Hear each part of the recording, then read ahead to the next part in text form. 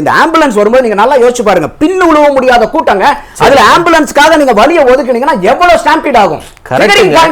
எனக்கு புரியுது நந்தகுமார், அதுக்காக பாதிக்கப்பட்ட ஒருத்தர் ஆம்புலன்ஸ்ல கூட்டிட்டு போக கூடாதுன்னு சொல்ல வரீங்களா? ஆல்டர்னேட் ரூட் இல்லாம நீங்க அந்த இடத்தை நீங்க சாங்ஷன் பண்ணீங்க. இதேதான் அதிமுக கூட்டத்துக்குள்ளாரே ஆம்புலன்ஸ் சொல்றது. அந்த கூட்டம் ஆம்புலன்ஸ் கலாச்சாரமா மாறிட்டு இருக்கா. இப்ப கூட்டத்துல சினிமால தான் பாப்போம், பாம்புடுவாங்க. இப்ப ஆம்புலன்ஸ் சொல்றாங்களா? அப்ப ஆம்புலன்ஸ் கூட்டிட்டு போறதுக்கு இந்த ரூட்டை விட்டா வேற வழி இல்லன்னா அந்த இடத்தை நீங்க ஒரு கட்சி மீட்டிங்க்கு இந்த அளவுக்கு கூட்டம் கூடுற மீட்டிங்க்கு அனுமதி கொடுக்கலாமா? பாம்பு ஆம்புலன்ஸ் அனுமதி கொடுக்கலாமா? பாம்பு விடுறது அந்த அத விட மோசமானது இது. இத பாருங்க, பாம்பு விடுறது ஆம்புலன்ஸ் கலாச்சாரம் இது. என்ன சொல்றாரு அவரு? உடனே இருங்க, நீங்க பேசுறது அதெல்லாம் கிடையாது. இல்ல தேவை நீங்க சொல்லக்கூடிய கருத்து போய். அவர் என்ன சொல்றாரு? விஜய் என்ன சொல்றாரு? கூப்பிடு ஆம்புலன்ஸ் சொல்றாரு. விஜய் சொல்றாரு கூப்பிடு ஆம்புலன்ஸ். அதான் முக்கியம். அந்த ஆம்புலன்ஸ் வந்து இந்த ரெண்டு ஆம்புலன்ஸ் போனதுக்கு அப்புறம் அந்த அங்க இருக்கக்கூடிய கூட்டத்தில் இருக்கிறவங்க வந்து பிரச்சனையா இருக்குன்னு சொன்னதுக்கு அப்புறம் ஆம்புலன்ஸ் வர சொல்லுங்கன்றாரு. சரி, இந்த சூழ்நிலையில இந்த மாதிரி இடத்துலயும் இந்த மனித இழப்புகளை வச்சுக்கிட்டு ஒரு மோசமான அரசியலை செய்யாம நம்ம உண்மையாலுமே இந்த உயிர்களுக்காக இறக்கப்படும். ரைட், வரட்டும். அரசியல் செய்யக்கூடாது இதுல. ரைட், நன்றி நன்றி. வர ஒரே ஒரு கேள்வியா, அது மட்டும் சுருக்கமா அப்படி இப்படிலாம் எடுக்கட்டும். நான் என்ன கேட்கறேன்னா, பத்திரிகையாளர் கூட்டம் சந்திக்காது, அனுதாபம் தெரிவிக்காத, அதை பத்தி கூட கருத்து சொல்லாத, அது கூட போலீஸ் தடுத்துருச்சா? இல்ல சார்,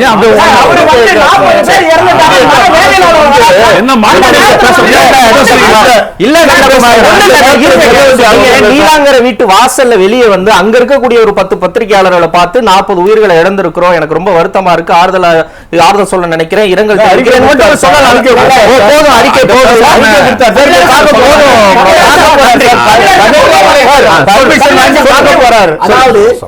இன்னைக்கு வந்து இழப்பு உயிர் இழந்தது வந்து அந்த கட்சிக்காக அவரை பாக்குறதுக்காக நான் பேசுறது புரிச்சா வாங்கிக்கங்க. சொல்லுங்க, நம்ம வந்து பிரஸ் ரிப்போர்ட் ஏன் கொடுக்கலான்றான். ஆனா நமக்கு அவர் என்ன மனநிலையில இருந்தாரு, எந்த வேதனையில இருந்தாரு நமக்கு தெரியுமா? அந்த இடத்துல நின்று ஆமா ஆமா நான் வந்து வருத்தப்படுறேன்னு சொல்லிட்டு போக முடியுமா? அதே குறை சொல்லுவாங்க. அதாவது வந்து முடியலாம், ஊர்வாய மூட முடியாது. அதனாலதான் எல்லாத்தையுமே குற்றம் சொல்லிட்டு இருப்பாங்க.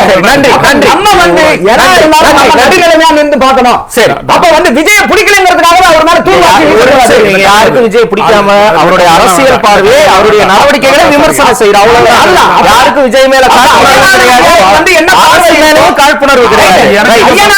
என்ன பார்வை இருக்கோ அத பார்வை எனக்கு இருக்கணுங்கிற அவசியம் இல்லை. பொய்யின்றாரு. சரி, அவர் சொன்னது எங்கயாவது பொய்யினா? சரி சரி, நன்றி. இது காழ்ப்புணர்வு வச்சு சொல்லாம எப்படி சொல்றது? ஓகே ஓகே, இருங்க ஐயா, நான்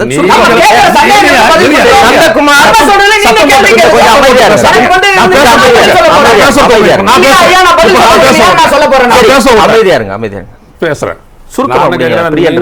ஊடகத்தை பார்த்துட்டு இருக்கிறீங்க, நானும் தான் ஊடகத்தை பார்த்துட்டு இருக்கிறேன். நான் இத்தனை பார்க்காத நீங்க ஒருத்தர் சொல்லும் போது நான் நிச்சயம் நான் கண்டெஸ்ட் பண்ணுவேன், நான் எதிர்த்து தான் சொல்லுவேன். அவ்வளவு தூரம் அக்கறை உள்ளவர் இருந்தார் அப்படின்னா அந்த மக்களை காக்க வச்சிருக்க கூடாது, இவரு காக்க வச்சிருக்க கூடாது இல்ல. சரி, நீங்க ஒருத்தர் மேல அக்கறை இருக்கு அப்படின்னோம்னா நீங்க என்ன பண்ணுவீங்க?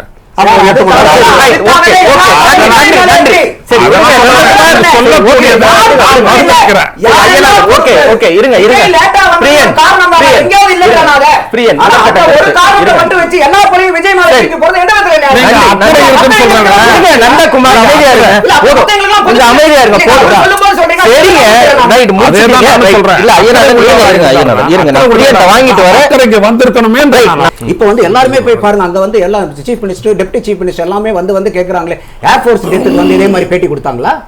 கள்ளக்குறிச்சி கள்ள சாராய கொடுத்ததுக்கு யார் இன்சார்ஜ்? யார் அதுல யார் ஏ1 போடுறது? இது ஒரு விபத்து. கள்ளச்சாராயங்கிறது அரசாங்கத்தினுடைய இயலாமையினால நடக்கிறது. கள்ளச்சாராயங்கிறது தடை செய்யப்பட்ட பொருளை விற்கிறாங்கன்னா அதுக்கு யாரு ரெஸ்பான்சிபிலிட்டி, அக்கௌண்டபிலிட்டி யாரு? அதுக்கு யாராவது பிரகாஷ் இன்னைக்கு வரைக்கும் ஏன் சொல்லிருக்காரா? இப்ப இதுல அக்கௌண்டபிலிட்டி கேக்குறீங்கல்ல, யார் அக்கௌண்டபிலிட்டி கேக்குறீங்கல்ல, இதத்தான் நான் எதை நோக்கி நீங்க இந்த மாதிரி பண்றதுக்கு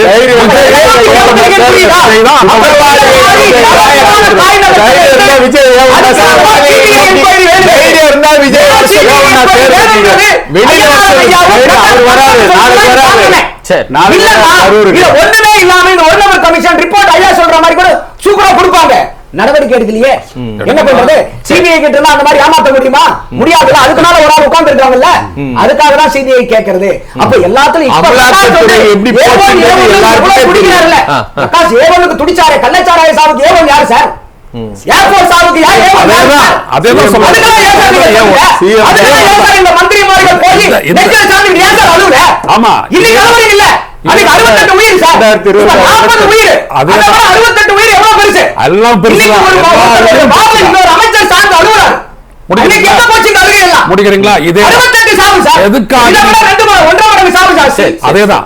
எந்த 68 இருங்க 68 சாவுக்கு நீங்க சொல்றீங்கல்ல, 68 சாவுக்கு யார் பொறுப்பு? யார் கேட்கறதா? அதேதான் நான் சொல்ல வரேன். இந்த சாவு அனைத்துக்கும் விஜய் தான் பொறுப்பு. அதை ஒத்துக்க மாட்டேங்கிறீங்களா? நீங்க சொல்லலையே. நடுநிலைமையா பேசுறதுனா நம்ம எல்லாத்தையுமே ஈக்குவலா தான் வச்சு பாக்குறோம். அப்ப எனக்கு வந்தா ரத்தம், அடுத்தவங்க வந்தா தக்காளி சட்னிங்கிறது என்ன மாதிரியான நடுநிலைமைங்க? நம்மளுடைய கேள்வி. நன்றி.